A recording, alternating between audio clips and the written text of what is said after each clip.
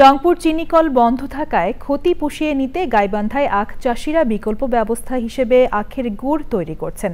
আখের গুড়ের চাহিদা ও বাজার দর ভালো পাওয়ায় লাভবান হচ্ছেন নদী তীরবর্তী ও চরাঞ্চলের আখ চাষিরা। গাইবান্ধা প্রতিনিধি ফারুক হোসেনের তথ্য, ভিডিওচিত্রে আল মুকসিদের রিপোর্ট। জেলার গোবিন্দগঞ্জ উপজেলায় নদীর তীরবর্তী এবং চরাঞ্চলের বন্যার কারণে অন্যান্য ফসল চাষ করা ঝুঁকিপূর্ণ হওয়ায় প্রতি বছর আখের চাষ করছেন কৃষক। রংপুরের চিনিকল জোন এলাকায় এবার প্রায় 557 হেক্টর জমিতে আখের চাষ হয়েছে। আমরা আগে সুগার মিল যখন চালু আসলো তখন আমরা সুগার মিলে কুশিয়ার দিছি, তা সুগার মিল উঠে যাওয়াতে এখন আমরা কুশিয়ার মারাই করিয়ে যাই হোক আমরা এখন মনে করেন নিজের জীবন রক্ষা করছি। যেগুলো জমিতে হচ্ছে ইরি ধান হয় না বা অন্য ফসল হয় না সেগুলোতে আমরা হচ্ছে কুশিয়ার চাষ করি। আর বন্যার কারণে 1 নম্বর কুশিয়ার চাষ করি। এমন হয় না বন্যা আসলে ধান খেয়ে যায়, মানে লস হয় না, একটু লাভই হয়।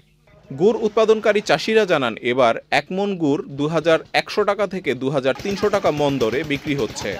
1 বিঘা জমিতে মনে করো যে বলে 30-35 টাকা করে ওয়াশ হচ্ছে। লাভবান যাচ্ছে কিছু, আর সুগার মিল চাইলে থাকতে তা ভালো হতো, খুব ভালো, মানে পরিশ্রমটা কম হতো। গুড় তৈরির স্থানে গিয়ে গুড় কিনে নিয়ে যাচ্ছে পাইকাররা। হাটে বিভিন্ন ধরনের জিনিস, বিভিন্ন মিশালি জিনিস পাওয়া যায়, ভেজালি জিনিস পাওয়া যায়। আর গ্রামে যখন আমরা গুড় কিনতে আসি তখন আমরা ভালো জিনিস পাই, পরিষ্কার জিনিস পাওয়া যায়। স্থানীয় কৃষি বিভাগ গুড় তৈরির ক্ষেত্রে বিষাক্ত দ্রব্য মেশানো বন্ধ ও গুণগত মান নিশ্চিতের কারণে পরামর্শ দিচ্ছেন। তারা যখন আখ চাষ করতেছে, কৃষি সম্প্রসারণ অধিদপ্তর তাদের আখের রোগবালাই সম্পর্কে এবং চাষাবাদ সম্পর্কে একটা ধারণা দিচ্ছে যে আপনারা এইভাবে করেন তাহলে আপনাদের খরচ কম হবে এবং উৎপাদন বেশি হবে।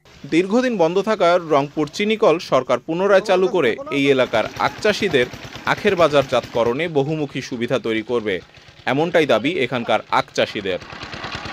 আল মুকসিদ, চ্যানেল আই।